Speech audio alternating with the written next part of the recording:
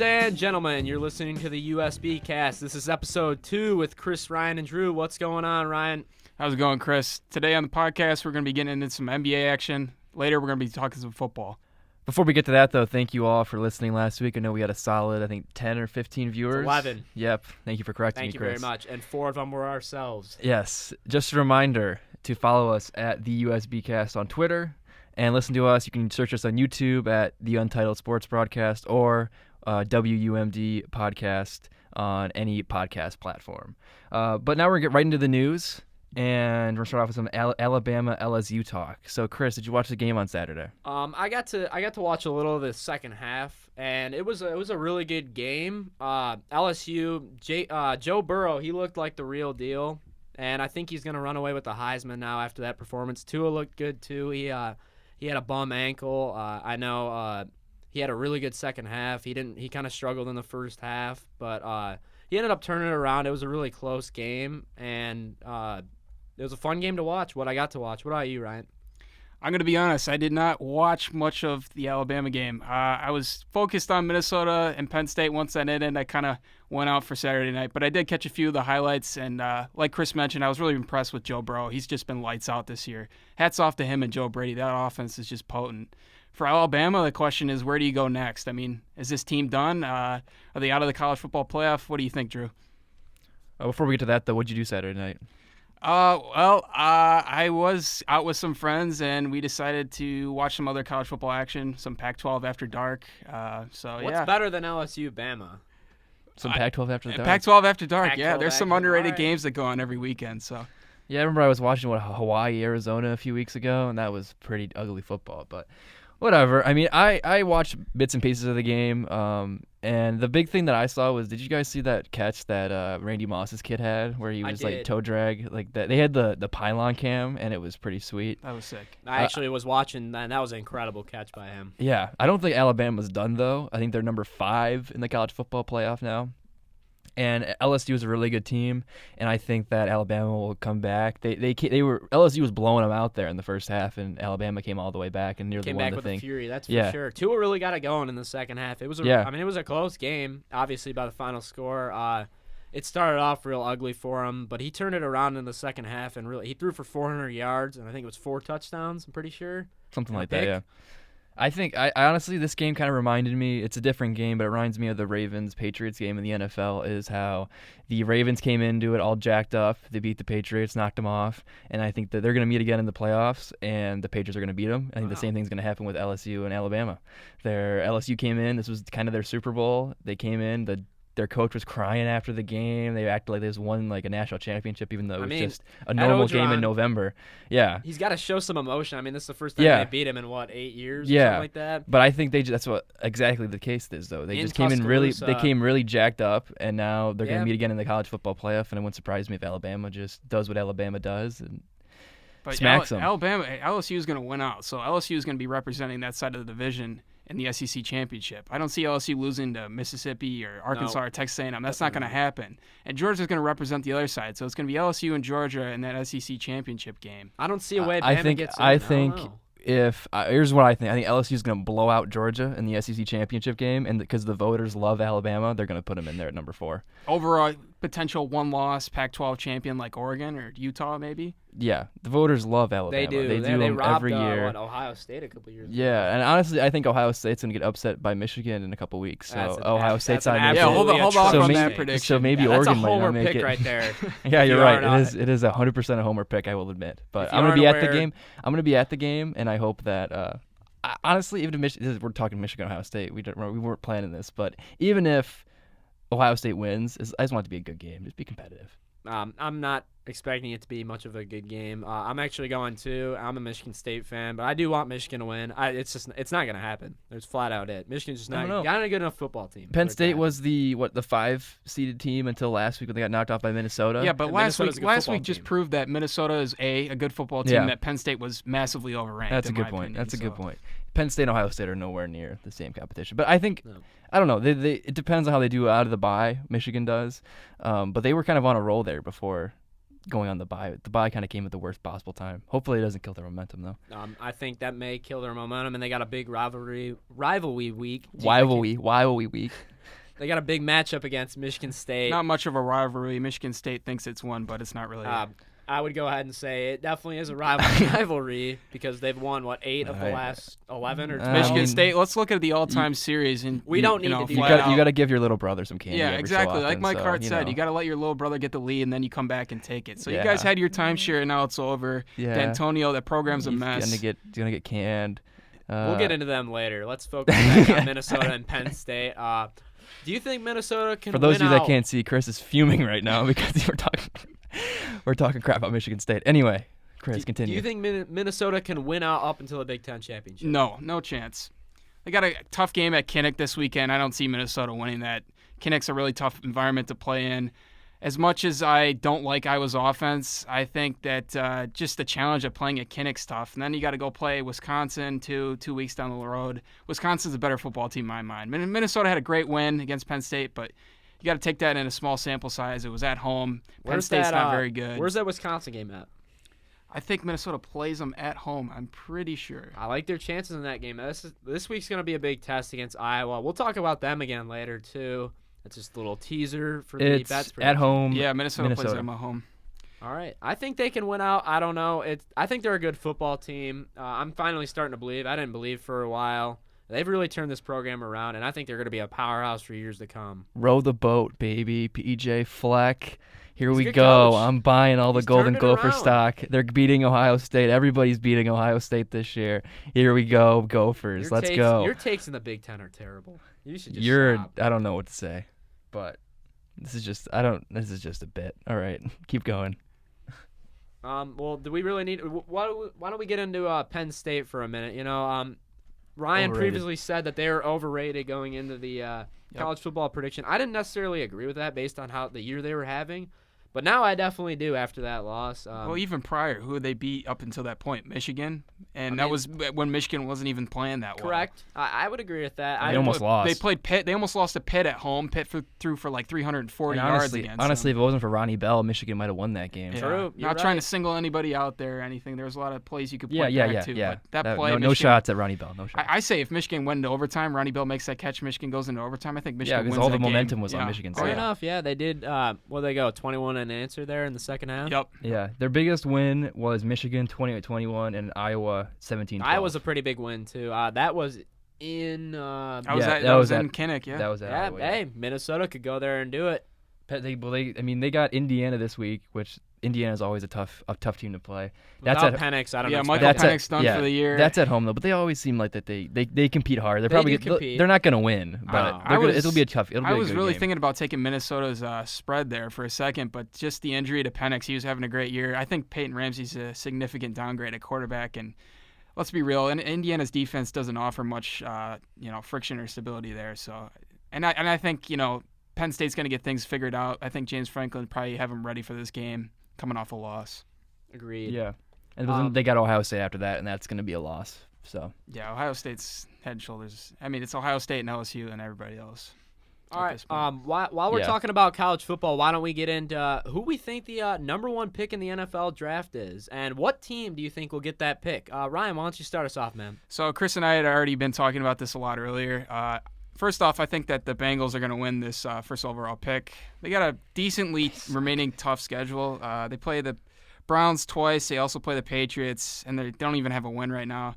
I see them maybe winning 1 or 2 games, and I don't even know about that. yeah, I mean quarterback. with Ryan Finley there. So, and I have him selecting Chase Young, defensive end out of Ohio State. I know it's probably really controversial not to take a quarterback, but just looking at their offensive line, I don't think it really matters who you put back there. It's going to be a mess for a while. I think until you get the lines stabilized, that going defense is the best way to go here. What about you, Chris? What do you think? I think I actually do not agree with your take on that. I do think the Bengals will get the pick, but I am willing to guarantee that they're going to go quarterback here. I don't know which one exactly. If I could predict, I'd probably say they go Tua because I think he fits their offense a little better with all the weapons they have around him. And Zach Taylor's he's a young offensive mind. I think he can he's turned this offense around. They've actually been a pretty good offense, an upper half passing team with Andy Dalton and Ryan Finley. And I think that'll continue throughout the year. But with Tua, I really think they can open up the playbook with him. He's a pretty good athlete. He's got a really strong arm. And I know they don't have a very good offensive line, but I think they'll add some pieces in the offseason, maybe a couple seasoned veterans. And you got to remember they still have Jonah Williams. He's a rookie. Yeah, but just one guy coming back from injury. You need 5 guys playing as a unit. And to your point about the free agency, there's a lot of older veterans out there. I don't know if that's your best move to go get some old vet for maybe a pricey tag. I mean, even if you get him at like a minimum level or something like that, I don't know if that's the best move. I think I'm old school. I think defense wins championships. I think pass rushing is one of the most valuable positions in the game right now. And I think you're talking best overall player in the NFL. You gotta take the best talent here. That's Chase Young.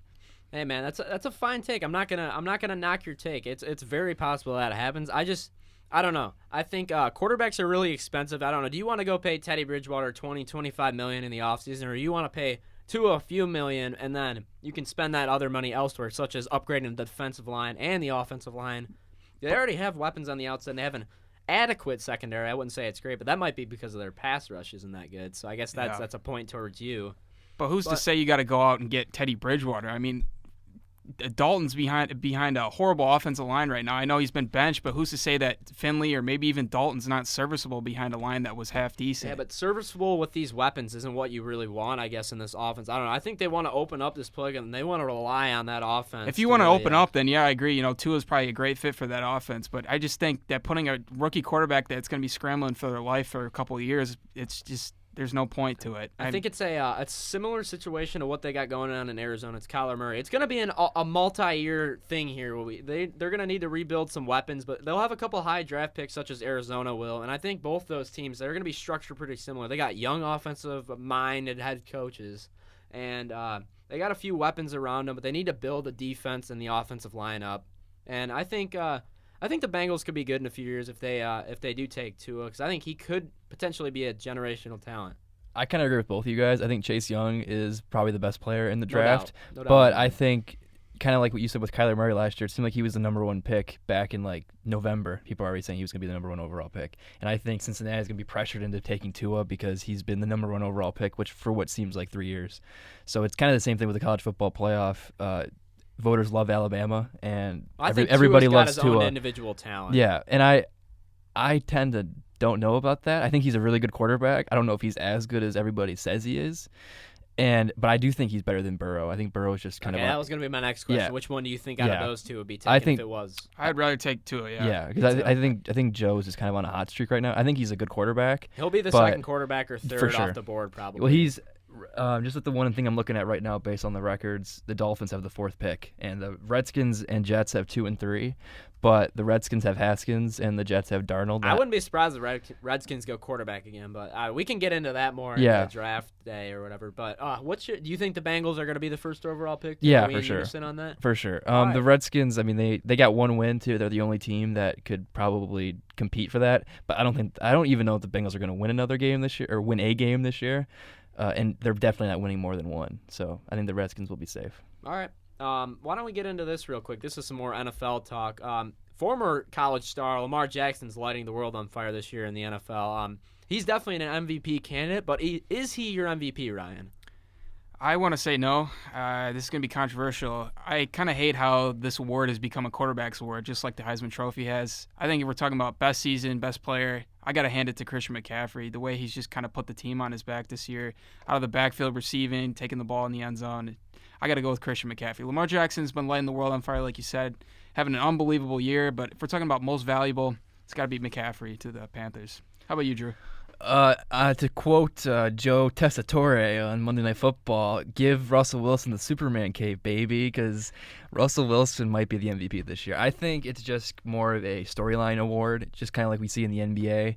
It's whoever garners the most headlines at the beginning of the year. We saw it with Giannis last year, even though Harden arguably had a better year than Giannis. And I think it's going to be the same thing this year. I think everybody loves Russell. And he's been a really good quarterback for many years, won Super Bowl, been to 2 Super Bowls, and I think he's just because he's had really good stats. The Seahawks knocked off the 49ers last week. I don't see them losing to anybody else the rest of the year. I think they could probably beat San Francisco again when they come into Seattle later in the year. And I think it's going to be Wilson this year. But I think Lamar is a really good player, and it would not surprise me if he wanted to. But like you said, it is kind of disappointing because this is a quarterback-centric award. So Chris, what do you think? I can't say I disagree with either one of you. I'm going to make this quick because we're going to jump into a little recap of the game of the year in the NFL, and Russell Wilson's a big part of that. Colts Dolphins, right? Colts Dolphins. Of course. Yeah. Okay. Yeah. Anyways, Russell Wilson's probably my MVP pick. I don't know if he's had the best year out of Lamar, him, and McCaffrey. McCaffrey has been unbelievable this year. There's no arguing that, but it is a popularity contest, and I wouldn't be surprised at all if Russ wins it. But let's go into the Niners-Seahawks game. That was a very eventful game. If you watched it, probably the best Monday night and NFL game I've seen in a very long time. What did you think about Jimmy G in that game, Drew? He is kind of just all year. It seems like everyone's been like, the 49ers have been a really good team, but Jimmy G is still recovering from that injury. He's not looking that great. And I think it was just kind of magnified last week because they were playing what I think is probably the second best team in the league, or at least top 3 or top 4. And it just kind of got magnified on national television, ESPN, primetime game. I mean, the 3 and out there at the end of overtime, I mean, those were just 3 terrible, terrible passes. And I think the play calls were a little questionable there too, but his stats really weren't anything spectacular. And I don't know, how many picks did he throw? I don't remember. I think he only threw one. He only threw one. Yeah, he had easily could have had like 8. Batted away, Yeah. dropped interception. He also fumbled twice, I'd like to say. There was a couple times too where it just seemed like the moment was a little bit too big for him. Yep, and 2 fumbles. If you look at Wilson's stats, they weren't that great. And as much as I make fun of the ESPN announcers because they were just rightfully so really into him for some reason, I don't know why. It was like they were talking about Aaron Rodgers. Don't wait for this week, Yeah, Patrick Mahomes. yeah. You're gonna see it a lot. But he did have a really good game, and even though his stats weren't great, he came up when it mattered the most. The 21, he threw that 21-yard run was his biggest play. He threw that pick, and then he came right back out there and drove him back down the field with that big run, like you said, Chris. Correct. So yeah, that was kind of my takes on the whole game as a whole, not just Jimmy G. But Ryan, what do you think? Well, I'm not trying to defend Jimmy G because I think he's the weak link out of this great 49ers team, but maybe we should take into account that he didn't have Kittle and he was dealing with Debo Samuel and Kendrick What Bourne about Emmanuel Sanders going out with an injury? Yeah. The tide of that game changed right when he left. Yeah, he kind of didn't really have anyone to throw the ball to, and ever since a few weeks ago when Tevin Coleman exploded, that run game has kind of been held in check for a while. So while it was a majority of it was his fault, I think that we also have to take into account that he did not have a lot of his weapons. So, not trying to defend him or anything, but there was some excuses there. Yeah, I don't think he had like a terrible game. It wasn't the worst game at quarterback. It wasn't Mitchell Trubisky level bag. A lot of drop passes. Yeah, it just seemed like, from my point of view, it seemed like he was a little bit scared there a few times, and part of that probably has to do with he didn't have all his weapons. So. It seems like when he takes on a decent to good pass defense, I don't even think the Seahawks are that, but if they're able to neutralize the run, it looks like it's going to be a struggle. If you run into a team that's really good against the run, such as the Bears in the playoffs, I don't think they're going to make the playoffs, but I think he could really struggle in a game like that when they can't get the ground game going. I don't know. He doesn't play well when they don't get that game going. Do you think this is an NFC Championship game preview, or do you think somebody else or either of these teams going to make it, or no? What do you think? You need great quarterback play to advance that far in the playoffs, and like we've been saying earlier, I just don't see it out of Garoppolo yet. He may have it in him, but I haven't seen anything that's going to tell me otherwise. So I don't think this is an NFC Championship team. No. Who do you think it's going to be then? To be honest, Seahawks for sure. The Seahawks, I would say the Seahawks. There's a couple different teams that you could put in there.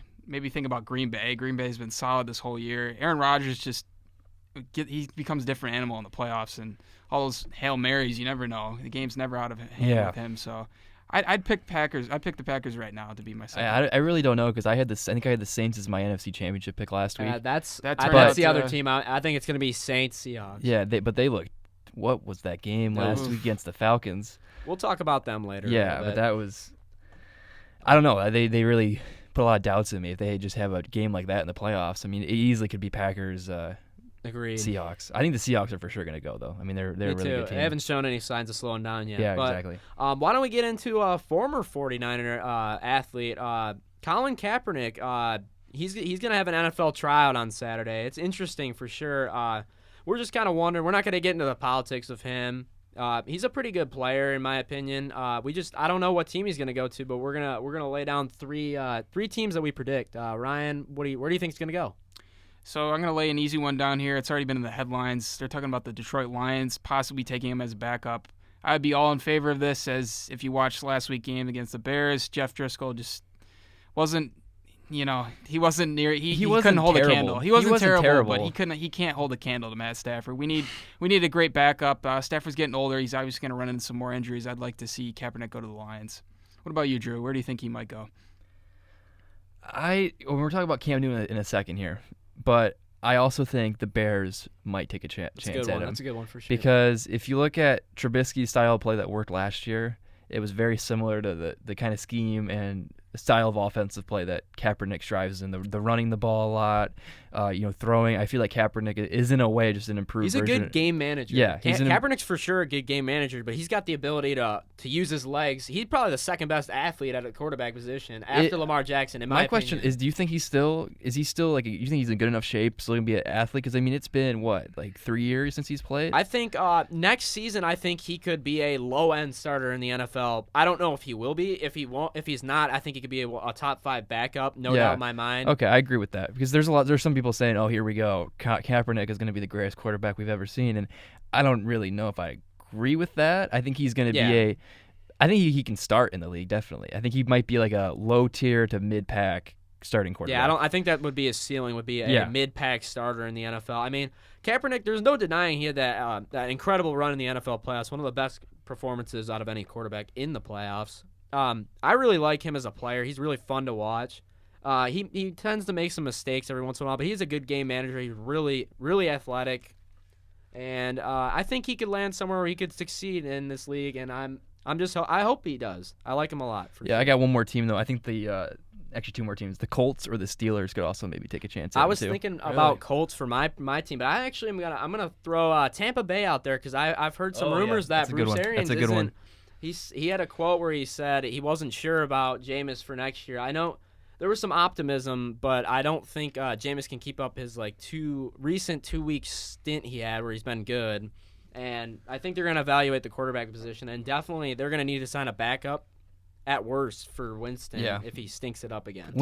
Sorry, Ryan, what did you say? But do you think that Colin Kaepernick would be good for that air raid offense? I mean, Kaepernick's a decent when he's throwing the ball, but he's more valuable using his legs outside of the pocket. I don't know if he'd particularly fit in with that air raid scheme out in if you Tampa watch Winston, he tries to move around a lot in the pocket. I think Kaepernick's got a good arm, but he's got a great arm. Yeah.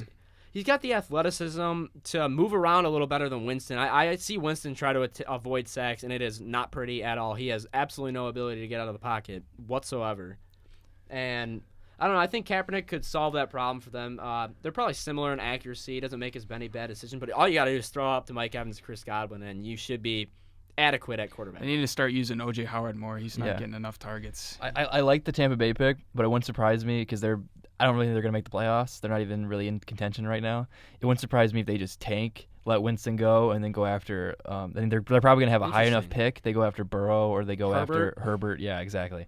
Yeah, that's very, very likely scenario, but no, I think whatever team Kaepernick gets signed to is going to be for next season. I don't think he's going to be ready. He hasn't played an NFL game in 3 years. He's not going to be ready to play just right out of the gate. I think this is for next year for a backup or a low-end starter for a team that wants to try to compete. And for Tampa Bay, they could do both. They could get a veteran backup in there as well as kind of a young gun Herbert. We don't even know what Kaepernick's asking for his salary. I don't think it'll be anything outrageous, and we don't know if he wants to be a backup or not. We're not really sure. We'll see after the pro day. Maybe we'll recap it if anything noteworthy happens or anybody signs him. He's got that big deal with Nike, so I mean, he probably wants to get paid enough because of I think he likes the game of football for sure. Yeah. That's why he wants to come back. Yeah. Bottom line is that he deserves a chance, and it's really good to see that he'll be back eventually. Yeah. I just hope it's not a huge sideshow, and we're talking about football. We're not talking about how he's kneeling. Yeah, we're not getting into that. We're not a political podcast. No, I'm not us, but just the greater media as a whole. I don't really want to just be reading Kaepernick kneeling headlines like I did a few years ago. So it gets kind of old after a while. Yeah, hopefully we stay away from that. But let's talk about another big name quarterback. What about Cam Newton? He's showing some interest in getting traded to Chicago if they need a quarterback, which is kind of a shot at Mitchell Trubisky, which I definitely like that. What do you think is Cam Newton's future in this league? I mentioned it a few seconds ago. I think he will go to Chicago, and I think that's a really good fit. I feel bad for Trubisky because I don't think he's not good, but I don't think he's as bad as people think he is. I feel he's kind of put into a position to fail in Chicago. Like they have zero trust in him, and it's impossible. For good reason. But it's impossible. I mean, last year he made it to a Pro Bowl. They made it to the playoffs, and Pro Bowls mean absolutely nothing. if it wasn't for Cody Parkey, they would have made it to the next round. I think it's just been his play this year more than last year. Yeah. Last year he was an adequate quarterback for them. He was at least a decent game manager with some upside. This year it's been but terrible. I think part of that though is just the environment. I mean, you have to at least put some faith in it. But if you watch it, they just have zero faith in him. Fair enough. And so that's why I think they're gonna probably trade Trubisky or release him or whatever, and then they'll bring in Cam. And I think he's still, as long as he can stay healthy. I mean, last year he was an MVP candidate until he went down with an injury. If he can stay healthy, I think he's still a top end quarterback in this league. But the injuries, because especially with his style of play, he likes to run, he likes to take hits. It'll be interesting to see. But I hope he stays. He's one of the most exciting players in the NFL. Former MVP, went to a Super Bowl, and I think if he can stay healthy, then Chicago might be a Super Bowl favorite next year. I agree with that. Let me just touch on it real quick before we move on, unless Ryan wants to say something after me. I think Newton going to Chicago, if it actually was to happen, would be a significant downgrade for his weapons, going from McCaffrey, DJ Moore, and Curtis Samuel to pretty much just Allen Robinson, and then pick your receivers, I guess. There aren't that really. Tariq Cohen out of the backfield. He's all right. Yeah. It's not. It's, I mean, no Montgomery Chris McCaffrey, too. though. I mean, I don't know. I feel like if maybe Montgomery's had an underwhelming year, to say the least. I mean, if they get the right quarterback with though, I mean, those are some good weapons. I mean, Trey Burton was decent with Philadelphia. I would just say it's a downgrade from where he's at in definitely. Carolina. I'm Yeah, not saying I they're agree. Terrible weapons. I agree, but I think maybe the weapons could also vastly improve. Fair enough. If That's they get a very better possible. quarterback. Allen Robinson's borderline top 10, 15 receiver. He's been outstanding this year. And some of the ball, I don't know. I think it was they won that drive, the Lions game. They won that drive at the end of the first half, and some of the balls that Trubisky was throwing were terrible, and Robinson was just He's ridiculous. Yeah, it was just insane catches. He basically gets in a rebound position. Yeah, he's a really good player. I loved him in Jacksonville, and I'm glad he's succeeding. It just kind of stinks for him because he's got. I mean, he had Blake Bortles. Bad and he's quarterback got, play all his he's career. just got to get a better quarterback. Ryan, you got any more takes about this? No, you guys touched on most of it. I'd like to see Cam succeed again. He's one of my favorite players, even with all the drama with the fashion and everything. But I'd like to see him stay healthy, get a few more years under his belt, maybe compete for something. But I think Chicago would get an upgrade at the quarterback position by doing this. Let me bring up his Instagram real quick. His Instagram is one of the weirdest things I've ever seen because have you guys ever seen this before? I have. It's like all of his texts are like these weird letters. Like, look at this. It's like what even is this? If you're listening, definitely check it out. But like it just uses all these really weird capital letters with all these weird like marks on top of it, like he's speaking a different language. It's like his fashion. He wants to be. It's one of the weirdest things I've ever seen in my life. And there's like random capital letters too. It's like he's speaking in code. It's kind of like one of those magazine things, where people Morse cut out code. the letters Oh, and you send it to people. It does kind of look like that. Yeah, that's good. It's crazy. It's good stuff.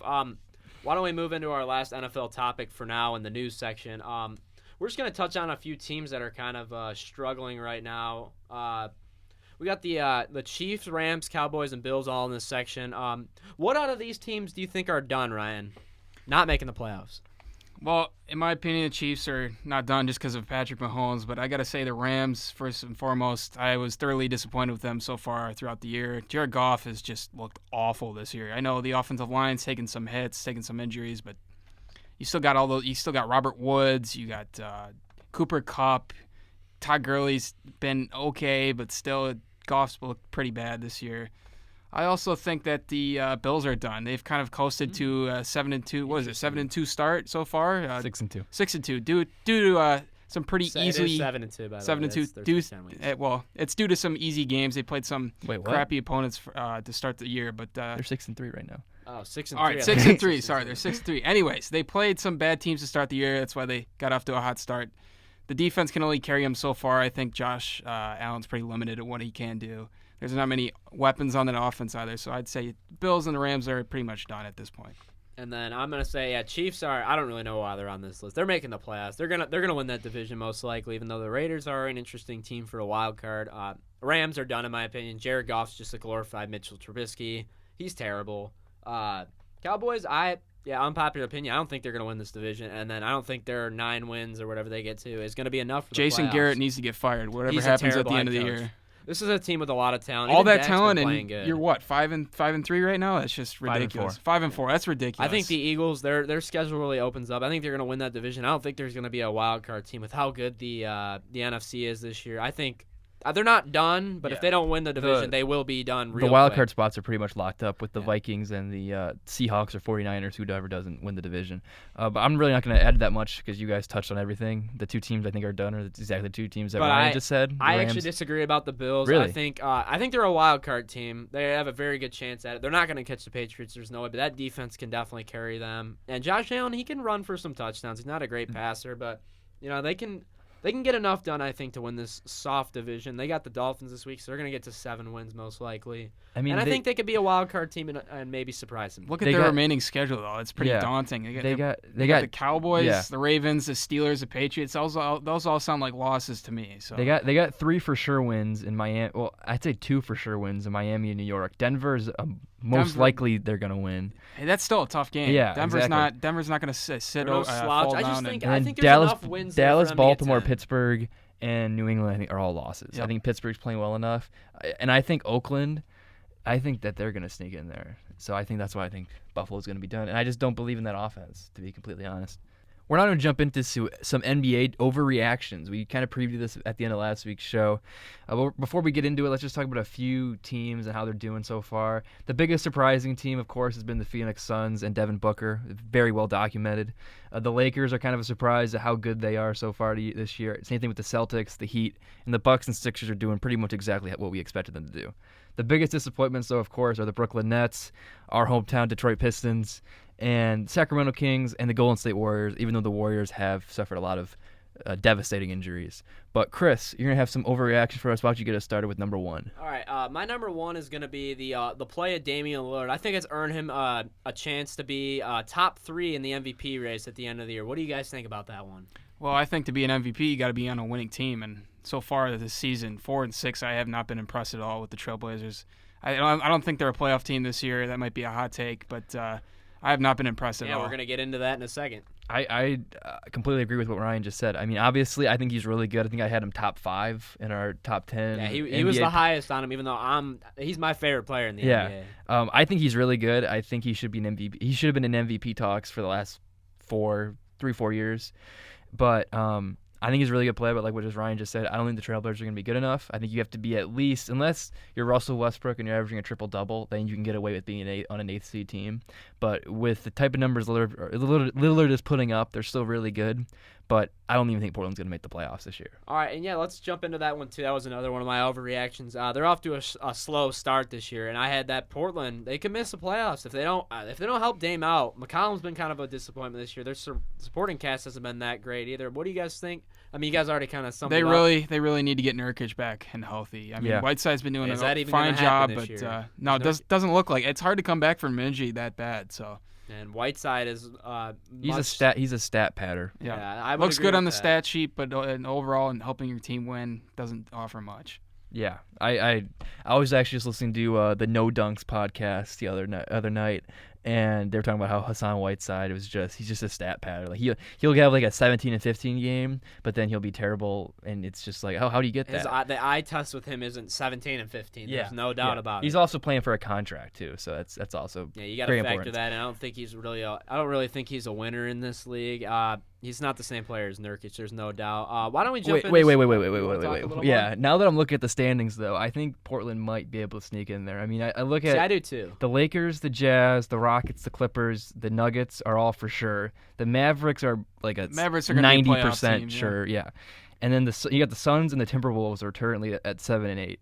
But you also got to factor in the Spurs and the Kings. I think they're going to start playing better. I think both those teams could drop off. I kind of believe in Minnesota though, but. I think the Spurs are going to sneak in there. They're good enough. Actually, I saw talks earlier, though, that the Magic are going after DeMar DeRozan. They might try and trade for him. I honestly don't think that would be too bad of a loss for the Spurs. He hasn't been doing that much for the team lately. He can't shoot the 3 ball, and he's a guard. That's so I think, though, that the Trailblazers are going to be in the hunt. Because the Kings, I was really high on the Kings coming into the year, but they just lost Bagley and Fox, and they're actually playing better without him. That's weird. But if they can stay afloat and then get them back, and then maybe they'll be really good and make the playoffs. But I think the Blazers might be a 7-8 seed. They'll sneak in there. Yeah, I think Portland's one of those teams that can go on a big run once the schedule. They've had kind of a tough schedule so far. They've lost to some good teams that are above them in the conference. I don't think you can count them out necessarily. I think it's very possible if they don't help them out.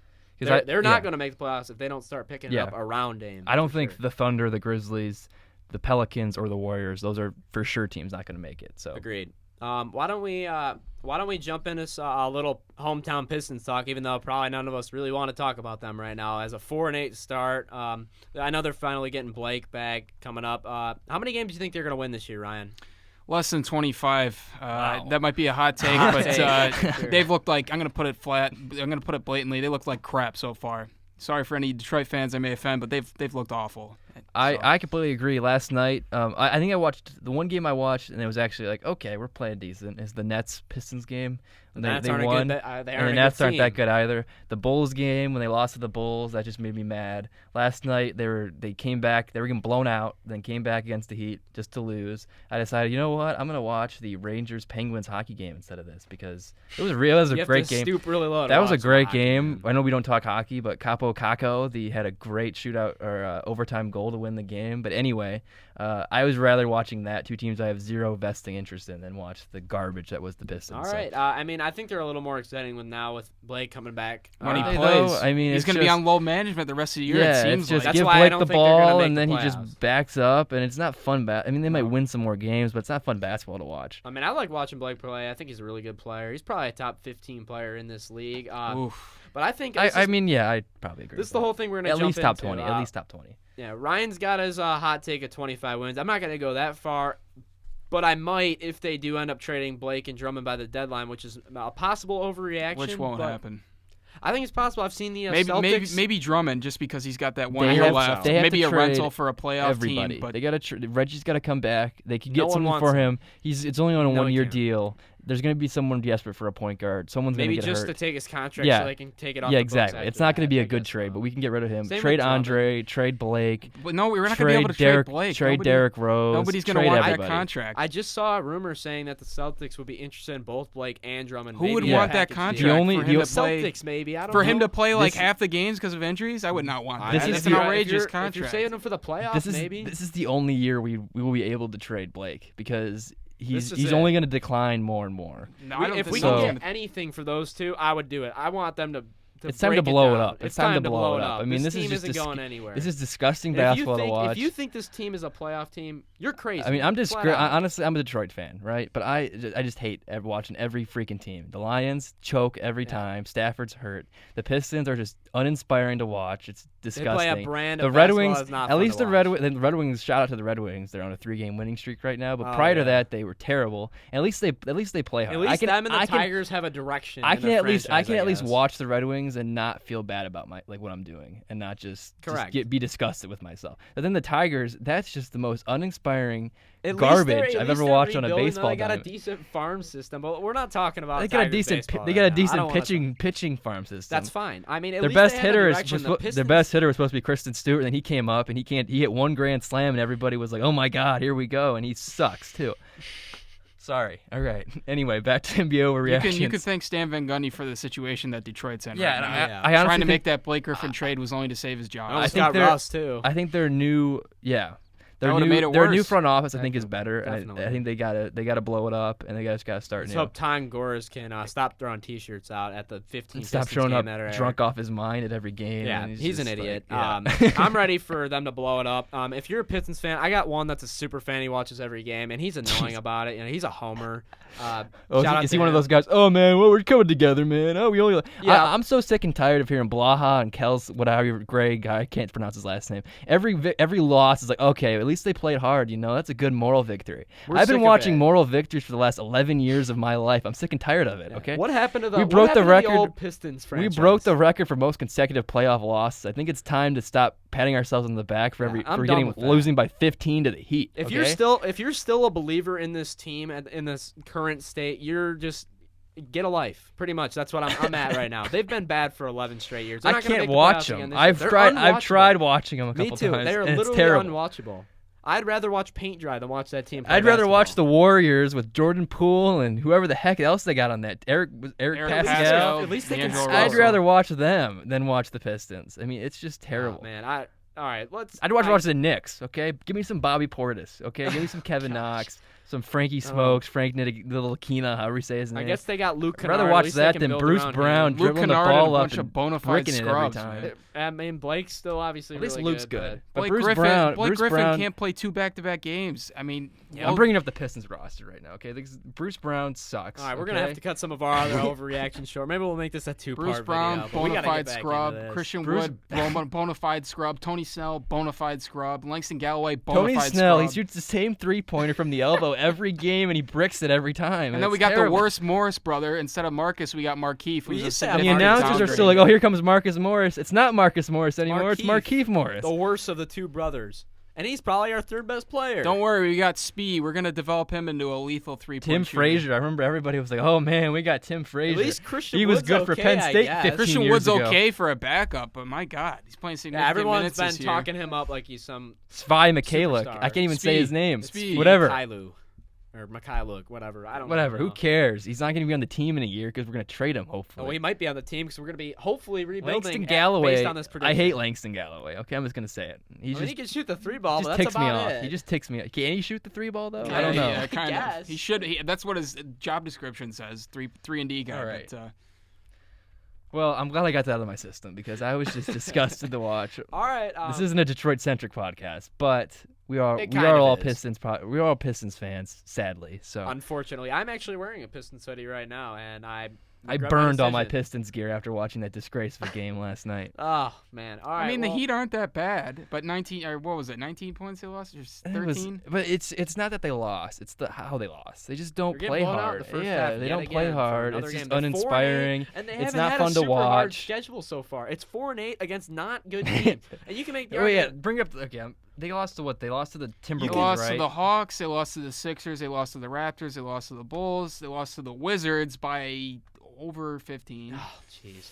And then they lost to the Pacers, the Timberwolves, and the Heat. Okay, like the See- Timberwolves are a decent team, right? And the Pacers are okay too, but the Wizards, you can't lose to the Wizards. You can't lose to the Bulls. Now you guys want to jump on my bandwagon? Less than 25 wins this year. Yeah, I'm I was kind high of on the in Pistons agreement, coming into. I was honestly. high on the Pistons coming into the year, right? I was, but now I am so 12 done games with this in. They team. usually start off hot too. This is how they Yeah. get into the playoffs. Maybe I mean, we're still. The East is so bad that we are. They The might- Hornets are the 7th seed right Yeah, now. That should like tell you we're- how bad the East is. Like we're tied. We're Bridges, baby. 4-8 right now. The 8th seed currently is the Cavs at 4-6. We're only a game out of the playoffs. So maybe knowing the Pistons are going to be like, oh man, let's get to the 7th seed and get blown out by the Bucks again. Instead that was of fun. trying to pick in the lottery, so we're Yeah. gonna get the 15th. And then they're pick or always like, "Oh, something. the fans! No one wants to come to the LCA Yeah, of the because fans." it's not a good. It's because it's a they're crap disgusting to product. watch. Last year, I went to the playoff game. I went to the Yeah, it was a game waste of 3. time. I went to game Waste of 3. money. I didn't watch Everybody, any of those they're games. just whining about the fans. Everybody was jacked up. They had crazy lights. We were all going nuts, and then they get blown out by like 25 or I mean, whatever. it's not shocking. I expected them to get swept last year, but they're not even going to make. Yeah, the but I'm playoffs this tired year. of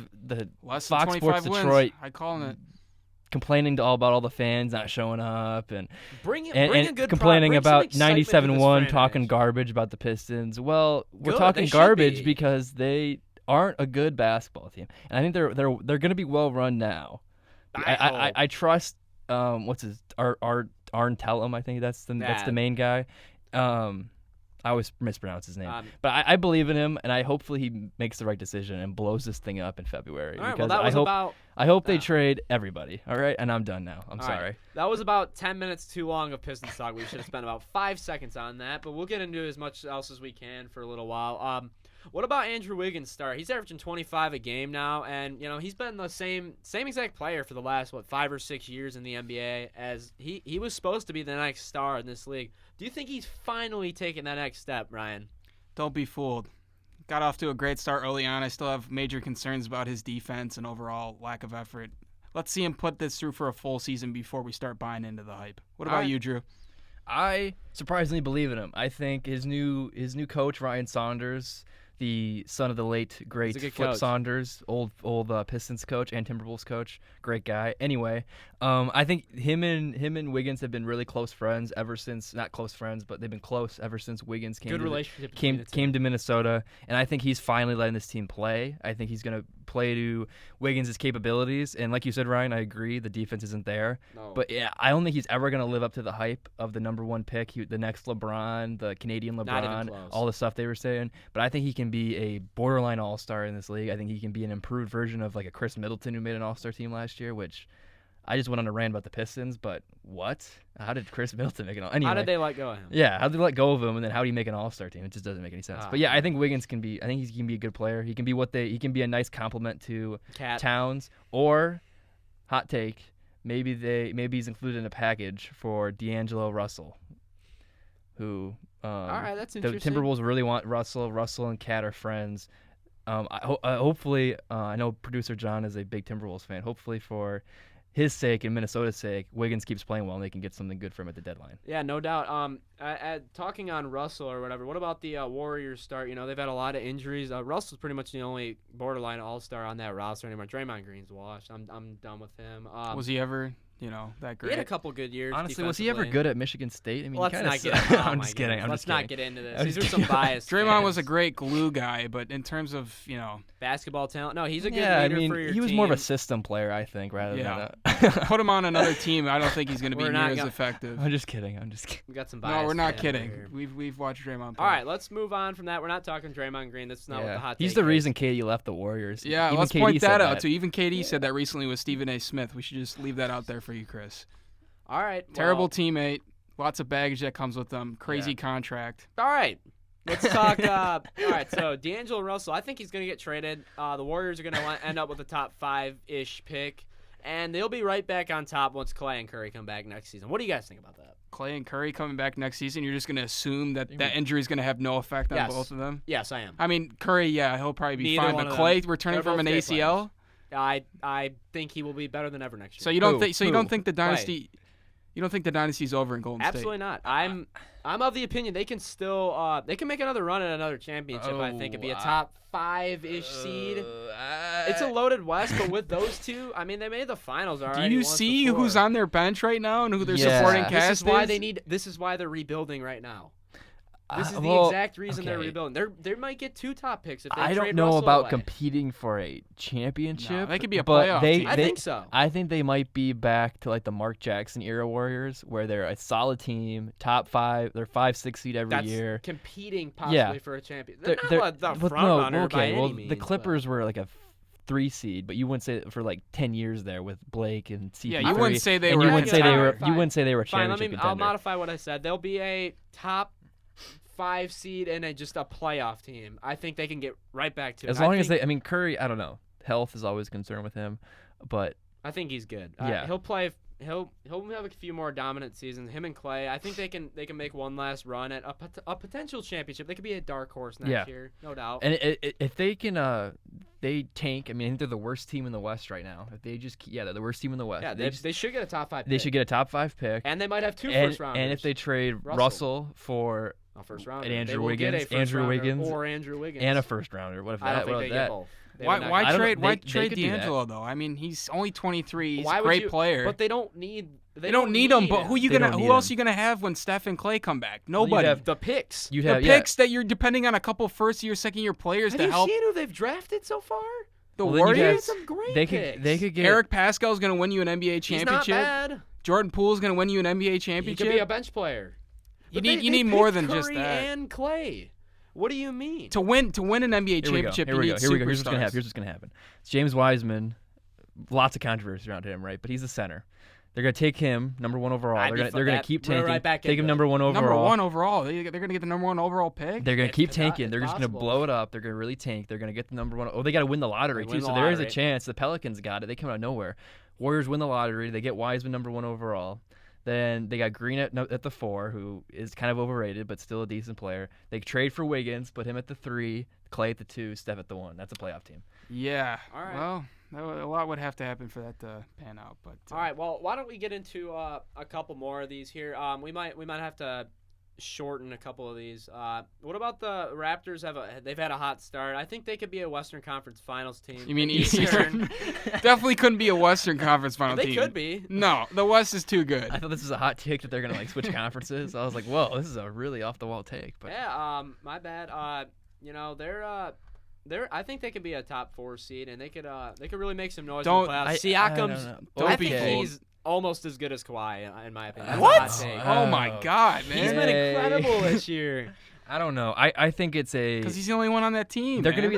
They're gonna be. They're gonna Oh, be. you're telling me that Kyle Lowry at what is he, 34 years old, is still relevant? I Come don't on, even man. like Kyle Lowry, but he's a fine point guard. Fred They got Van Vliet he's at a good all player. 5'10" of him. Serge Yeah. Ibaka's They're gonna fine. be a 4 seed, and they're gonna battle hard in the second round, and they're gonna lose. I think. right. I think Boston's looked really good. I think they're the leaving of the drama that Yeah. was Kyrie Irving. They should send Kyrie Irving a thank you Yeah. letter for leaving. They could be like they're back to where they were when they almost made it to the finals against LeBron a few years ago. I think Kemba Walker, that system is awesome. Stevens is a great Brad coach. Stevens- That's why I think they're right up there with the Bucks and the Sixers, and I think the Raptors are going to be the 4 seed. But they You- definitely surprised me here. I thought So they were going to tail off. you're saying that the Sixers and the Bucks are on the same. I mean, the Raptors are on the same level as the Sixers and the Bucks right now. That's Well, I what you're didn't saying. say that. I said this is a hot take.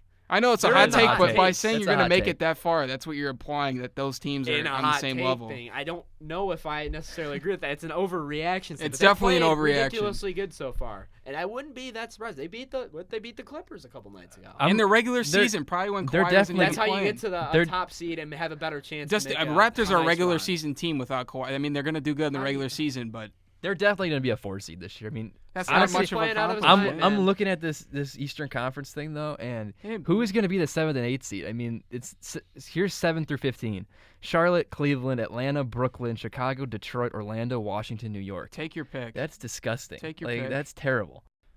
That's enough NBA talk for this week. We'll get into some more NBA talk next week, but now we're going to jump into Bums of the Week. Our first nominee is the Kentucky Wildcats. Bum bum bum. Last night, the Wildcats lost at home to the Evansville Purple Aces, 67-64. Chris, what'd you think about that game?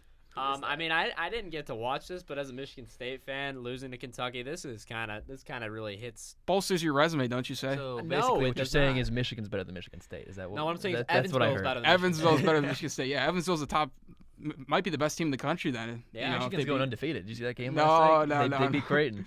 Undefeated. Here we go. Number 1 seed. Anyway, You're sorry. just full of it today. All right. Back to what I think. I didn't really watch the game, so I can't really give you insight as to what happened to Kentucky. I'm assuming they just played really bad, but it's a game in November, so like what? No cause for concern here. Yeah, It's right. too early in the season. It's funny and it's awesome for Evansville. They paid them $90K to travel there and beat them in their home arena, which is pretty funny. And I'm definitely, as a fan of college basketball, I'm a fan of that. I don't like Calipari either, so I'm happy. Neither do I. I agree with that, but I'm not a big Kentucky fan, so I'm happy they lost. But it's November. You can't overreact to stuff like this. I'm sure if they played in the tournament, it would be a different story, in my opinion. Agreed. All right, now into our next nominee. Both the Saints and the Colts had some big disappointments this week. First, for the Colts, they lost 16-12 against the Dolphins this past weekend. The Dolphins kind of screwed up here winning, don't you think, in terms of their tanking chances? Yeah, they're really screwing it up now because they're probably not going to get they'll probably look at a top 5 pick, but Yeah, no doubt. yeah. I don't think they're going to win any Second more and third, number 2 and number 3 are kind of up for grabs. They won so they back-to-back might- games, though. Yeah, good for them. You know, good On a hot offense. streak. Yeah, here Brian we go. Brian Hoyer looked pretty bad, filling That's in the for reason Jacoby the Colts Brissett. were, unfortunately, well, not. It's kind of fortunate because it's pretty funny. I'm not like a Colts fan or Yeah. anything. Closet Brian Colts fan. Hoyer losing he lost the game for him pretty much. They were Yeah. terrible. Yeah, I'm glad. I was never really big on him. I mean, I don't know. I don't have any opinion on the guy. He's just not a very good quarterback. he's a backup. Here's the Yeah. question: Are you done with the Colts? I mean, they've played a ton of close games. Maybe this is just a reality check for us to, the Colts aren't really that good of a football team. Maybe. I mean, I think when T.Y. Hilton if T.Y. Hilton can get back and Brissett can, regain full health soon, I think they can still make a run at the division and the wild card. It's pretty the wild wide card's up open for right grabs, now. yeah. Especially the division's wide open. I Yeah. don't think anyone's I think separated all by those more than a all couple those 4 games. teams can still. Anyone can make the playoffs in that division. That's why it's going to be fun to see. That's the most entertaining division in this league. They could lose out pretty much, or they could win out and win the division. I mean, anything could happen for this Colts team. But why don't we jump into the next nominee, Drew? So the third nominee is John Collins, who was suspended last week, 25 games without pay for testing positive for a growth hormone, which is banned by the NBA. This is really disappointing because John Collins is one of my favorite players in the NBA, and the Hawks are one of the most fun teams to watch in the early part of the season. Him and Trae Young were starting to really start to form some chemistry. They were a dark horse playoff contender, and you losing probably your second best player for 25 games is not good. And he kind of not only screwed up his trajectory, but also the entire Hawks team. So, what do you guys think about that? It's interesting after Ayton gets suspended as well around the same time. Collins is a really good big man. Hopefully that wasn't the reason why. I hope that was just extra for him. I don't know. I think he's a skilled player. Yeah, it's gonna hurt them not to have him for sure, and they were gonna have a chance to run in a playoff. I don't know if that's a reality anymore. I thought I saw something that said they believe he did it like over the summer, like late in the summer. So still, you should know the rules. Yeah. You know. And he also he did the he did the classic NBA or really any athlete move where he didn't know somebody gave it to him. When Obviously he just ate not. It. Yeah. Okay. He had no like clue. All right. Like I seriously? like John Collins as a player. Yeah. I think he's a really solid player. I think he's a nice guy too. But hey, he seems like a good dude. But just made a mistake. Hopefully it's not a trend for his career. Just own up to it though. Promise. Just own up to it though. Don't do the garbage. I didn't know what I was putting in my body. Speaking of owning up to it though, what about Deion Waiters, Drew? Deion Waiters. This might be one of the funniest stories that you'll ever hear. So he was already under a bunch of scrutiny because he got suspended earlier in the season for conduct detrimental to the team. He's just kind of being on the team is contact. He's been a walking meme ever since he showed up in Cleveland when he was drafted. But this past week he went onto a plane and said he was given a gummy that had marijuana, and he took it. Then he overdosed on the plane and had a seizure, or he passed out, and then when he woke up, he had a seizure. That part isn't that funny, but no. The rest of the story is very funny. So here's the question: who gave him the edible? He said I don't. He said somebody gave it. That. He said he's not a snitch. Somebody with the team gave it to him, but he's like, I'm not going to tell who it was. That's a good thing. But I was listening to I know I already kind of plugged them earlier, but the No Dunks podcast. They said there was 3 people that gave it to him. Possibly. James Johnson, I guess he has a mural of Hey Arnold people just completely stoned out of their mind in his house. Kelly Olynyk because of the long hair and just look at him. Or my favorite one, the biggest conspiracy thing out there is Pat Riley. This has been a huge issue. They don't want Waiters on the team. They owe him a ton of money. And maybe he gave Waiters the gummy. Maybe he slipped it in his bag. Waiters got into the plane, opened up his bag, saw it was there. Maybe he gave it to James Johnson, paid him a bunch of money to give it to Waiters. Waiters takes it, ODs, they fine him. Maybe they release him. I don't know. Him. What do you guys think? I like the Pat Riley one. I think that's funny. I don't believe that's actually true. If it was true, like that'd be the most awesome thing I've ever heard. Yeah, but what kind of trouble would Riley get from the league? He would get instantly fired. Yeah, probably. But no, not probably about it. He'd be gone. He's Pat Riley though. My money's on James Johnson. He's just kind of. James Johnson puts the fear of God in you on the court. He also kind of seems like the guy that's just kind of like chill, likes to have a good time. My money's on James Johnson. No offense, James, if you're listening. Yeah. I mean, it's legal. It's legal, right? I mean, I don't have anything against it. Like, live your life. It's a funny story. It's a funny story, minus the health scare at the end of it. But... I mean, being high on a plane is pretty stupid. You're high while you're high. Actually, everybody's high on a plane if you think about it. But he's double high. Whoa, man! Everybody's high on a plane. Maybe Drew slipped him the edible. He sounded a little right now. I do have long hair, and apparently long hair equals that. Kelly Olynyk's case, it does. Yeah, you just poor Kelly Olynyk, smoking pot nonstop if you have long hair. All right, anyway, Chris, who's our winner of the week? It pains me to say, but I'm gonna have to go with MSU football. Yeah. Shout out to Brandon Peters, baby. Yeah, Mark D'Antonio, get him out of town. Yeah, I'm actually ready keep for him him because Michigan him. wants to keep beating him. Okay. Yep. Anyways, I love how his smile and his frown are the same exact facial expressions. Stop. I'm grateful for what he did for the school, but that was inexcusable. I think this is the time where you just got to evaluate every coach on this team and get them all out of town. My thing is rather than hiring outside people, he just keeps shuffling chairs around. It's like a carousel. Yeah, I don't get it, or a Ferris wheel. Whichever one you want. At least whichever one. I have my problems with Harbaugh. I think he's a better coach than people say he is. But at least he's willing to go out there and try something new. D'Antonio's like, okay, let me just move stuff around, and he doesn't want to make his golf outings awkward with his buddies. He wants a nice 18 round. Yeah, he doesn't understand that maybe the problem is the same guys coaching the same offense or just different spots that aren't good at the initial spots. Yeah, it just doesn't work. Get out of here with that frown. Is he smiling in that picture or is he frowning? I don't know. He does the same thing. If you didn't know what we were talking about, obviously you don't. We're just on the pod. It was the Illinois picture of him frowning, which was probably the same picture that you could take in all game.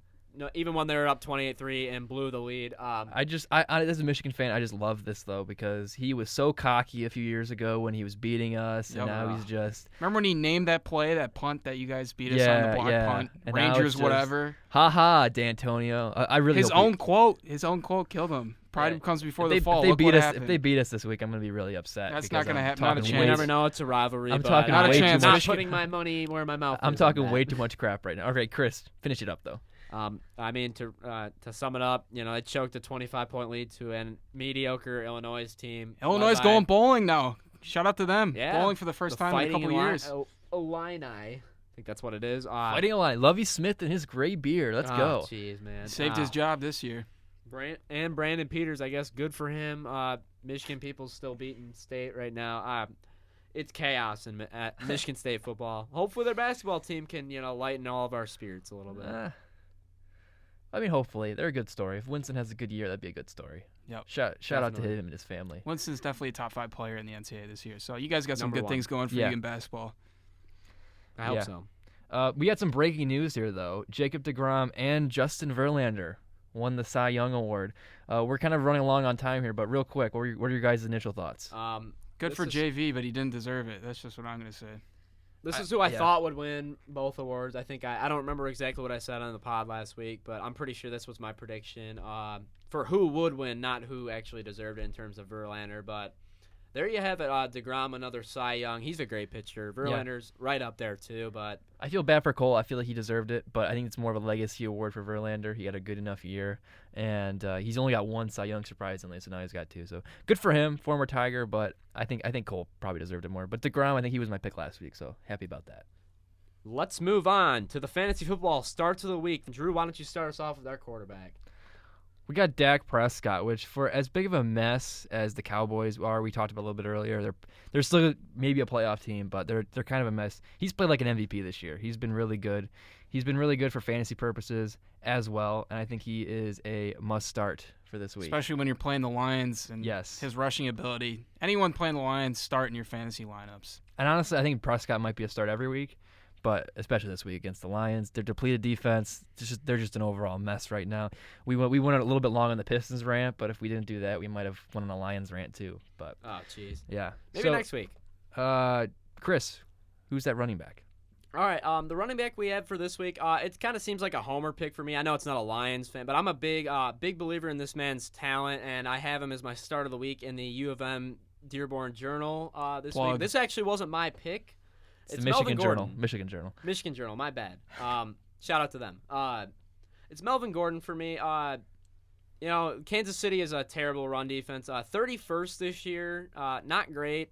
I would expect probably about 100 rushing yards from him in this game. They just got gashed by Derrick Henry last week. It's on Monday night, so if he's your last player available and you're down by 20 or less, I'd shoe it in for a win for you for sure. I think he's going to have a nice RB2 to RB1 week. Again, this wasn't my pick. It seems a little biased because I'm a big Melvin Gordon fan, but he's a great player. That's for sure. He's finally coming around after that big chaos. Really slow start for him. If he can get into the end zone like he's been doing the last few weeks, I think this is a must-start option for you, definitely. And then our next pick is going to be Carolina Panthers wide receiver DJ Moore. He's a PPR machine. He's got the matchup against the who do they play again this week? I'm sorry, I forgot. Well, Drew's checking that. I'm just going to mention that the last 5 weeks he's gotten over 8 targets or more a game, which is just a sheer massive amount of volume. He's had over 100 yards in the last 2 weeks, and he's playing the Falcons, actually, who have the 25th passing defense in the NFL, which is pretty bad. They're coming off a big win against New Orleans, so who knows? Problem with DJ Moore is he's only got 1 touchdown on the year, so he's only worthy of like a wide receiver 2 kind of like flex play. So I'd say in a non-PPR, he's more of a wide receiver 3 to flex option for you. But if you're in the full PPR league, you can start him. He's a must-start. He's a wide receiver 2, maybe more this week against a least pass defense, to say the least. It's good to see him having a good year, though. He's an excellent football player. The touchdown regression will come for him. He's not just some player that can't score touchdowns. No, it's a streaky stat. When you have Christian McCaffrey, I mean, is there any really need to throw the ball near the goal line? Just give it to him. Christian McCaffrey, yes, there is. Yeah, you just give it to him. He'll find a crease. Exactly. Hey, why don't we get into our last position? It's going to be Jared Cook. Ryan, what do you got to say about him? So Jared Cook's had 111 yards and 1 touchdown over the last 2 weeks. Saw 10 targets last week, so he's really been a focal point of getting involved in the offense with Drew Brees back and healthy. He's playing the Bucs, so just bottom line here, any one of your wide receivers or quarterbacks or running backs that are playing the Bucs, start them. Bucs have been the worst passing defense in the NFL. Give up over 317 passing yards a game. They also allow the second most fantasy tight end points in the league. And earlier in the year, Jacob Hollister had 2 touchdowns. Jonnu Smith had 78 yards and a touchdown. And Ingram went off for over 100 yards and a touchdown earlier in the year. Yeah, this is a leaky pass defense, no doubt. Jared Cook's been seeing more targets as of late. He's had a couple touchdowns before his injury. And then last week, I think he had 13 PPR points, something like that. He's a safe play as a top 12 tight end. Yeah. If you don't have anything else, any better options than him, start him. Yeah, not many people do either. Tight end Yeah, right. So it's a crap position. Yeah. I know. I mean, Kittle's on. We're not sure about him. Yeah. Hooper's out for a month. That's what I heard from his sprained MCL. That's great for my team. Cook's available on a lot of sites, so if he's on your waiver wires, I'd go pick him up right now. And if you have him if you have him on your team and you had Hooper before, throw him right in the lineup. Don't pick anybody else up. You don't need to. Cook will be just fine for you. But to conclude that, we'll come back with that next week. Some more picks just like this. Why don't we get into a few sports bets? Ryan, why don't you lead us off here, man? So for my sports bet this week, I got Florida covering the 7-point spread they have against Missouri. I think they're going to win by at least 2 touchdowns. Missouri's been a mess offensively the last 3 games. I understand Kelly Bryant's not been there. He's been dealing with injuries, but only 21 points in the last 3 games, just abysmal. Missouri's 5-0 when running the ball for 165 yards or more. Bad news for them is that Florida only allows about 127 yards on the ground per game. I think Missouri's not going to be able to get that ground game going, not to be getting anything offensively going. I think Florida's going to blow them out. I have Florida this week as my pick. How about you, Drew? My pick is the Saints and Buccaneers. Saints, like I mentioned earlier, had a terrible game against the Falcons last week, and then they're come out motivated. The line is currently -5.5. They're favored by 5.5 points. I think they can win by at least a touchdown against the leaky Buccaneers defense. I think their defense will come motivated after giving up kind of a lackadaisical game against the Falcons. Pick off Winston a bunch of times. I think this might be not a blowout, but definitely at least a touchdown, probably 2. And I think it's going to be a really good game. Seems like a get-right game for the Saints. I completely agree. Loss last week. I completely agree. That was a terrible loss. They're going to come out motivated. I agree. Breeze, Thomas. I think Winston's going to have a bad game. He's had back-to-back good games. That's too many good games from him in a row. He's due for a rough game. The Saints are due for a good game. It only makes sense that they're going to at least go over 5.5. So, right. Chris, what's the final bet? I like it. All right, so mine. I'm going to go back to college football for this. It's Minnesota money line at Iowa. The spread's +2.5 for Minnesota going into Iowa, and it's going to be a tough game for sure. It's probably going to be really low scoring. I'm not really sold on Iowa's offensive ability. I don't think Stanley's a great quarterback. I don't know. I do like Tanner Morgan a lot. His weapons, Ty Johnson, Rashad Bateman. 2 NFL picks, future NFL yeah, picks. definitely. Those guys can flat out ball. They might be able to take apart this Iowa defense a little bit more than some other teams have. I think I'd expect a similar game to the Wisconsin-Iowa game last week, where Wisconsin they won by a couple points, and I think they can do the same thing to Iowa. I know it's in Iowa; it's a tough place to play. But I really like. I'm a believer in Minnesota's talent now. After you're kind of just trying to ride my coattails after I called them beating Penn State last week. Yeah, I am. I would agree. I didn't really love the pick last week, but you were right on, man. Yeah. It happens. That's sometimes how it goes when you bet. It's a 50-50 shot really when you take those lines. It's tough. I don't know. I think playing at Kinnick's just a different animal, and I like Nate Stanley, his experience in a close game against Tanner Morgan. I don't think he's got much talent. He doesn't have much talent, but I like Iowa by at least a touchdown just because of Nate Stanley's experience. I don't think Tanner Morgan has played a defense that's really given much. I mean, Penn State's got a great pass rush, great defensive line, but in terms of secondary, we saw early in the year Pitt took him apart, so I don't think that was a valuable secondary. So I like Stanley and the Hawkeyes by at least a touchdown in that game. I'm going to row the boat this week. I like them at the money line. You could take them at 2.5 if you don't feel as confident, or you could take Iowa. I mean, you can go with Ryan. He won last week. And speaking on that, we're going to start keeping records starting this week. We're all 0-0 because I made 2 picks last week. We're going to keep it to 1 per person, and we're going to keep records for you so you can see who's doing the best out of us 3. Probably going to be me, but that'll we'll be fun. see. Okay. All right. And then we got one last section for today. I know we did a top 10 for each of us. It kind of ran a little long, so we're gonna just shorten it, and I'm gonna do a top 10. These two are gonna they're probably going to make fun of my top 10 list, but it's going to be the top 10 running backs. And we have not seen this before, so we have Neither no one idea has what's seen on this list yet. It should be interesting. Let's see. I'm going to hopefully get their opinion on my list. I'm going to rattle off some honorable mentions really quick starting now. Let's start with Todd Gurley. I think he's overrated. Some people might put him on their list. I think he's got some good stats. I agree with that. I think it fools people pretty For this much. year, yeah, I completely agree. All right. My second honorable mention is kind of a funny one. It's Lamar Jackson. Okay. He's a great runner. He's got more rushing yards than Ingram this year, so I mean, Exactly. technically he's a running back. There He's you also go. a really good quarterback, Yeah. too, though. Agreed. No, he's not a quarterback. But I just wanted to throw him on this list because he's in the top. I think the top 15 in rushing yards. Probably further than that even. Let's go with James Conner as my next pick. I think he's more of a product of Pittsburgh. I'll talk about Agreed. that in a little while as well. He's a good player. I don't think he deserves top 10 Yeah. nominees. I mean, you can just look at Le'Veon Bell, too. I mean, he's struggled a little bit with the Jets. Yeah, we'll talk about that later. They had Le'Veon a Bell's great a system back, yeah. We'll get to that. And the next pick is going to be Marlon Mack. I think he's a solid back all around. He's not a great pass catcher, and he's not super explosive, but I think he deserves some love here. Yeah, I like Marlon Mack. He was one of my favorite players last year. He kind of struggles again because they lost Andrew Luck, but Brissett's been good enough. He's had a decent year. He's pretty underrated in my opinion. Yeah, I like that. Ryan, do you agree with that? Yeah, I'm a little disappointed about how he hasn't been able to evolve his pass catching ability. And Yeah, especially, I agree. I mean, even running behind. The Colts have a decent offense, He's pretty been good a offensive little line. underwhelming this year. Am I Yeah, right? yeah. Well, especially the last few weeks, man. Yeah. I'd agree with that. It's been All right. disappointing. And we got a guy that I really like, Josh Jacobs, one of my favorite running backs. But I mean, he's still a rookie. He hasn't been able to prove it for a long time. He's easily top 10 in talent. They're making fun of me because I'm a big fan of his. But, I mean, he's only on the honorable mentions list. What do you think about that, in all seriousness? Yeah, that's fine. He's really helping out the Raiders, who are a dark horse. Hey, he's to not make a the playoff. top 10 nominee. This isn't no particular order. This is just running backs I think deserve a little No, love. he's going to be a good back for years to come. I think his ability to catch the ball in the backfield and then run between tackles makes him very valuable running back to go forward with. So, yeah, I can agree with that. All right, and then I got a couple more names on here. I know I have pretty much 20 total names on this list, but Leonard Fournette, I think he's a little injury prone. He's kind of inefficient, and I mean he catches a lot of passes, but he looks weird doing it. I don't know. He's just a workhorse. He's a fine player. That doesn't. So Just 'cause he apparently looks looks weird has doesn't something mean- to do with this top 10. No, I don't think they force feed him the ball because they don't have a ton of weapons. Okay, all right. Well, if That's Nick kinda Foles was your quarterback, I think you do the same thing. All right, we're not talking. Gardner about it. Minshew, baby. All right. All right. Next.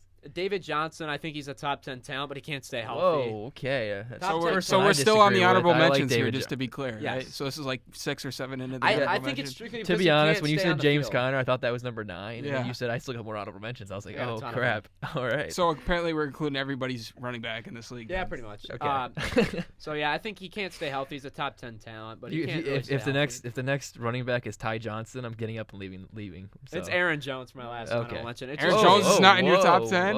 It's a split backfield. Okay, yeah, okay. I don't know. I think Jamal Williams has been running decently too. I would say he's probably be like 9 or 10. Yeah. Yeah, 11, that's 12, fine. like around that range. that's fine. It was I a agree with tough that. decision between him and number 10, which is it's Lev Bell. He's having a bad year. I know they kind of mentioned it, and I want to talk about it too. I almost didn't put him on the list. I still think he's a really Okay. talented pass catcher, but as a runner, he's not top 10 in my opinion anymore. No, he needs a good offensive line. He needs a good offensive Agreed. system. That's Yeah. why James Conner. It's the argument with him. I just think he's a better pass catcher than Conner. Yeah. I Oh, think yeah. he can I still think- make it yeah. happen with the pass, like catching the passes. I was worried you were going to put him higher. No. Yeah, me number too. number 10 is that's a lot of That's people- reasonable, yeah. That's a good- I'm a big. I like Le'Veon Bell for sure. I've had him a couple different seasons in fantasy. I won't lie. He's been a big. He's on my team this year. He's Did you have not him really last helping me. year? Did you have him last No, year? I had him 2 years ago when Okay, he that's carried good. me to a championship. Because a bunch of people but took him last year and then he didn't play at all. I think so. he's a little inefficient, but I still think he's a workhorse, and I think he's a little better version of Fournette in my opinion so far. Let's go on to number 9. It's Derrick Henry. He's a workhorse. There's no doubt about it. Last year he wouldn't even be in my honorable mentions because he only had 2 blow-up games. This year, he's been really figuring it out consistently. He's running for more yards per carry than last year. He's actually caught more passes as well. I think he's a pretty skilled back. What do you guys think? I don't know. I think he's definitely, like you said, definitely having a better year than last year. Last year had me really concerned. I mean, Yeah, me his too. yards He per wouldn't be on carry my honorable average was mentions. just, ugh. I think he's benefiting from some good offensive line players, but Ryan Tannehill's finally Ryan Tannehill's shoring the up answer the at quarterback. position I at guess Tennessee. So, yeah. But Since he became a running back, he's got the most 60-plus yard rushes in the entire league. Which is crazy because you look at that dude, you think, oh, man, this guy's a big guy. He's not going to be very fast. He's got some but breakaway speed. He is fast. His game last week was he almost had 200 yards, 8.2 yards per carry, 2 touchdowns. Pretty crazy. But, yeah, number 9, I think that's just for this year. That's a good spot for him. That's a good He's spot not a great for him. I agree. pass catcher, though. That's the problem with him. I felt like you had way too many honorable mentions on this list, but 10 and 9, I good picks, Chris. I can agree with that. I agree. I probably should have cut down the honorable mentions. Next time, for sure. Let's go on to number 8. It's Chris Carson. I think he's a little better version of Derrick Henry. He's another physical back, not as explosive for big plays, but he's a workhorse. I don't know. I think he benefits from getting about 20 carries a game. Yeah, I feel like he's maybe got 4 games over 100 rushing yards, and he's caught like 29 passes this year. When you get the ball 20 times a game, you're going to probably run close to 100. I like Henry better than That's him. fine. Yeah, I'd take Henry really over. Close. This was a tough decision. Even Aaron Jones might I might take Aaron Jones over Chris Carson too. They're pretty tight. That's fine with me. I know some people agree with me on that. Some people might not. That's a little more controversial. I wasn't sure about this pick, but I don't know. He's got some fumbling problems. He's all right. He's improved as a pass catcher. He's still not great. But I think he's a really physical back. He benefits from Russell Wilson being on the team for sure. But I think he can get the job done in terms of talent. I agree. I agree. Great. All right. Great late round pick for them. them. Move on to number 7. I think this is a good spot for this guy, and I'm not trying to be too biased here. It's Melvin Gordon. Okay. I think he's oh my goodness. I think even though he's having a real down year, he's only averaging 3.4 a pop this year. I think he can do a little bit of everything. He's not great at any one particular skill. I just think he can do. He's got it all. He can catch passes. He's got a little power to him. He's got some speed. He's a workhorse, no doubt about it. Yeah. I think he's kind of reestablished himself in that backfield. He's going to get paid. Someone's going to pay him if he can just stay healthy. But I think number 7, above a few of these like more one-dimensional backs, and then Bell, who's been pretty much only a pass catcher this year, is a good spot for the guy. Yeah, I agree. Yeah, I mean he's definitely a top 10 talent. If you look at, I don't know this year because of the holdout and all that stuff. I don't know if he's a top 10 back this year. My list was more. It's kind of right now plus. The last plus 2 seasons. past experience. Last year, he was a beast, and he's been a beast scoring touchdowns. He's I agree one of the with that. better Then. touchdown backs in this. He's had a good few weeks in the past too. Yeah, so I agree with that. This year, he has not been a top. He wouldn't even be on the honorable mentions most likely. But I think since he came into this league, he's been a real dominant back. I think 7's a real good spot for him. And then I'm gonna go ahead. This is kind of an interesting pick. I got Nick Chubb at number 6. He's still unproven, kind of like Jacobs. He's only had really a full season to work on, but he's already almost got 1,000 rushing yards this year, and he actually had 1,000, and then he had a negative 4-yard run right after that. So he almost got to 1,000 last year in 8 or 9 games. Yeah. What do you think about that? I think that Nick Chubb's a really good player.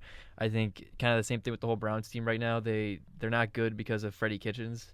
They got a new coach, maybe Lincoln Riley, something like that. Ooh. We'll improve it up a little bit. I think that's a sexy pick for the Browns fan. I think Kareem Hunt coming back. This isn't a sex podcast, but that is. Kareem Hunt coming back's really going to help the Browns. I think that 1-2 punch is going to be lethal. So. Me too. I'm a big Nick Chubb fan. He's a great talent. I got some Chubb for Chubb, no doubt. All right. Let's move on. Number 5, I've got Alvin Kamara. He's kind of having a little of underratedly a down year. I think he lacks a little bit of that explosiveness from some of these top-tier backs. He still makes the number 5 spot because of his pass-catching ability, and he's really elusive. But in terms of explosive plays, he's not really your guy. No. What do you think about where he's at on the list? I might put Melvin Gordon ahead of Alvin Kamara. Hot take. Just Gordon's too balanced. He's much more balanced than Kamara is. And Kamara's looked like I know he's dealt with injuries this year, but he hasn't looked too good this year. I agree. He's had 81. He's caught 81 balls his first 2 seasons. That's nice. And then he's got 41 receptions this year as well. I still think he's got some talent for sure. I think he's a top 5 back, and Drew is dying right now. Get it together, man. The way you said balls, you were like 81 balls, like you really pronounced the balls for some reason. You wanted to emphasize that he was catching balls. Yeah, he's a good ball catcher. Anyway, all right. Anyway, though, I like the pick. In all seriousness, I'm done. Right. Yeah. Number 4, this is a bit of a hot take. He's kind of another player that's kind of having a down year. I think that's more a product of his offensive line. I think it's Ezekiel Elliott. I think he's the 4th running back. You have him 4th? I got him 4th. Oh my God, I'd really like to see who's ahead of this guy. I You agree will with that. see. I agree with that because he hasn't had the best year this year. I think, it's and I think more- maybe it's more of a coaching thing. Maybe go back to Chubb a little bit, but I don't know. It's not really a running back league anymore. It's much more of a quarterback receiver league. So this is kind of every one of these guys has their flaws, but Yeah, no doubt. I mean, I think Zeke's a well-rounded back, kind of like Gordon. He can do a little bit of everything, just better at it. But I think his offensive line helps him for 4.6 yards per carry throughout his career, and he's got over 4,800 total rushing yards in 4 seasons. That's pretty impressive stuff. But I think after the big contract, he hasn't been quite what they need from him. He hasn't looked all that explosive at all times. Last year he looked amazing. No, last but year he might be number 1 on this. You got to list. take into account the Cowboys' offensive line has dealt with a lot of injuries this year. So. They have, but that might be why he's looked worse. That's why I think the running back position is kind of a big impact of offensive line play. Yeah. I mean, talent always wins out, as in Chubb and like Barkley's case. And then spoiler So alert, I you're guess. gonna have Barkley ahead of Ezekiel Elliott? I mean, you're gonna see it. In a Oh second. man! Wow. Okay. all right, I'm anxious to see now. Who do you got? Who's your top number 3? I have Dalvin Cook. You have Barkley over Dalvin Cook? Yes. My God, leave the room. The only reason I have him over him, I know Barkley's had some injuries this year. Cook has had multiple seasons with injuries. He's finally just now getting healthy, and he might be the best pure runner in this league now. He is. And he's really improved as a pass catcher as well. If he can finish out the season without an injury, I might move him up to number 1. That's how good he's been. He's already at 1,400 scrimmage yards. That's impressive stuff from Dalvin Cook, and his first fully healthy season so far. I agree that his talent level, he might be the best running back in this whole league. I want to know what you decided that Barkley has that Cook doesn't. All right, that made I'll give you what Barkley's I had. 2, right? Barkley is number 2. Okay. So you got McCaffrey I at know 1 he's then. number 1. I do. Okay. Wow. Okay. Real brain. I agree. Over there. I agree for that- sure. yeah, Okay, here's my defense of Saquon Barkley. His offensive line might be the worst in football this year. They're atrocious at run block. I know he had his everyone's going to be skewed because of that 13 carry 1 yard game. Yeah. I don't think he's super healthy right now, but his rookie year, he had over 2,000 yards from scrimmage, which is I don't know if it was a record, but it was right there. I think he's a home run threat. He can just he can score from anywhere. I think it's good stats on a bad team last year. That's my opinion. I think Saquon Barkley He's is a an beast. amazing. He's an amazing running back, but I think it's I don't a think lot he's of super it's important to whether or not they win. No. In terms of like, Well, I don't really, think the running back I don't position know is if. that Yeah, I agree. at all, but I don't know in if terms running of back just is that talent, important. I don't know. in terms got of more talent. burst He's than got Zeke. in terms of like athleticism. It's definitely He's a Saquon. But if freak. we're talking about better running back skills, I think Dalvin Cook's better. You got to watch his highlights from last year. I took a look at it before I even watched. he this, can and take looked- on- Yeah, we can tell you're watching incredible. the highlights before just based off the ranking. He can take on like 5 guys at once. So I don't know. I mean, 2 and 3, you can. You really can't like the 2 and 3 Cook. And I mean, it's Cook and interchangeable. The Barkley. only reason pick Cook your is poison. below Yeah, him they're is inter- because they're both he was really a little good. more injury prone to start his career. I said if he finishes the season, I'd move him ahead of Barkley, and I fully believe that he might be the better Yeah. back of the two. Yeah. But I agree. Barkley's only had that. He recovered like Superman from that high ankle sprain, whereas Cook has Yeah, had. what long diet was he on? injuries. Was he That's a taking good the point. same thing that John Collins was? Or? I just think he's a superhero. He's. I mean, his legs are massive. Saquon. Yeah. Yeah. Saquon Barkley, yeah, number 2 for us, and then He's a beast of a man. Let's cap it off with. I think it's just there's The no MVP. argument here. It's CMC, man. He is unbelievable as a running back. He's transformed his rookie year from a gadget running back when they drafted him to being maybe the league MVP. I don't think he's gonna win the MVP. Well, it's a won't. He quarterback's should. award. He Yeah. should, but it's a But he quarterback's won't. award. But I think he's been super durable since he got drafted. He's pretty much. I think he's played in almost every game except for Week 17 last year when they benched him. I think he played a little bit in that game even, but he's averaged over 150 scrimmage yards this year and over a touchdown per game. I just think that numbers speak for itself. I don't think their offensive line is anything special. I think he makes most of this. I think he's the one running back on this list that really impacts their chances of winning. Maybe even I Zeke agree. too. Because he can catch the ball. Yeah. Also. Maybe him and Zeke are the most impactful for their winning percentage because Zeke hasn't been that good and they're only 5-3 and they've lost to some kind of bad teams. Yeah. But I think McCaffrey, he pretty much carries that offense. He could play quarterback for them if in all honesty. His brother's a pretty good quarterback. He's injury prone. He's injury prone, but he's all a right. good quarterback. McCaffrey certainly isn't. He's gotten better and better each year, and I think I don't even think it's close. I think he might be a generational talent at the running back position. He could go down as one of a top 5 back of all time when it's all said and done here. Ooh. That's a hot take. Yeah, I don't know. it I'm I don't not think sure it's that about. hot of a take. I'm if not he sure stays about healthy. that. You think? I mean, but just the sheer workload he's getting, Yeah. this is not going to be sustainable for. have you seen the shape he gets himself into? Oh He's yeah, gotten but more there's and only more so fit there's only each so year. much you can do. You're taking those hits. Running back's probably the most violent position in the game. I mean, he's looked durable so far. I don't see any signs of him slowing down. He's only a played couple through some years minor in. injuries. I know it's his third year. Let's not get too overwhelmed. This is a bold take, but I think it's very likely. I'm he not could getting be a top overwhelmed. 5 You're the back. one that's getting overwhelmed here. You're saying he's one of the top backs ever, which I mean, I said he could be. he could be. Let's It's a rephrase big that. if. I don't know. Adrian Peterson, Barry Sanders, Emmitt Smith, Walter Payton, Terrell Davis. He could be. Yeah. OJ Simpson, No. Bo Jackson. Who else am I forgetting here? Sean Alexander. No, he's not that good. Anyway. But yeah, that was a good list, Chris. Any you. final thoughts? Ryan, any final thoughts on the list? Chris, I really liked your list, even though I didn't agree with Dalvin Yeah. Cook's position. I thought It definitely wasn't as bad as I thought it was. No, gonna be, I to be thought you were honest. gonna have Lev Bell about 2 or 3, and then The honorable mentions was a bit much. I'll Yeah. For next time we'll keep it to 4 honorable mentions at the most. We'll make 5. 5. Five. I think 8. Yeah. It's a little too much. Well, you got to like 4 guys, and I was like, okay, what Yeah, number we're are we getting on into the here? top 10 And you're now. like, okay, my 15th honorable mention is. Okay. But good list, Chris. Good list overall. And Thank you very much, Drew. that'll do it for the second episode of the Untitled Sports Broadcast. We had a lot of fun this week. I think it was. Yeah, for sure. Better week for sure. Yeah, Oh, yeah. we're becoming seasoned veterans here, which is good. Which is a good sign.